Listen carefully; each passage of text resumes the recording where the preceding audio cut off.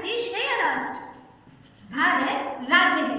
क्या सच में? हाँ, 90% लोग इन तीनों टर्म्स में कंफ्यूज रहते हैं कि आखिर राष्ट्र, राज्य और देश इन तीनों में अंतर क्या है। चलो मैं आपको इजी वे में समझाने की कोशिश करती हूँ। ओके।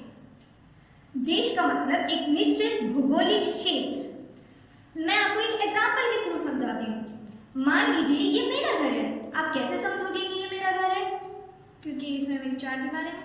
एग्जैक्टली उसी तरीके से देशों की भी अलग अलग सीमा होती है। जैसे कि चीन की अलग सीमा है, अफगानिस्तान की अलग सीमा है।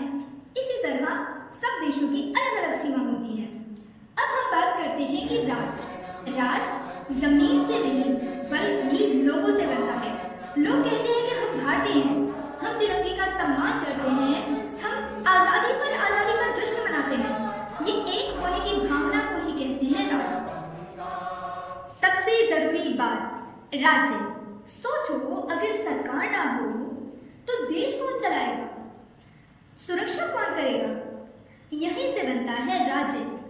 पॉलिटिकल साइंस के अकॉर्डिंग 4 चीजें पूरी होनी चाहिए राज्य बनने के लिए: भूभाग, जनसंख्या, सरकार और संप्रभुता। इन सब से मिलकर बनता है एक राज्य।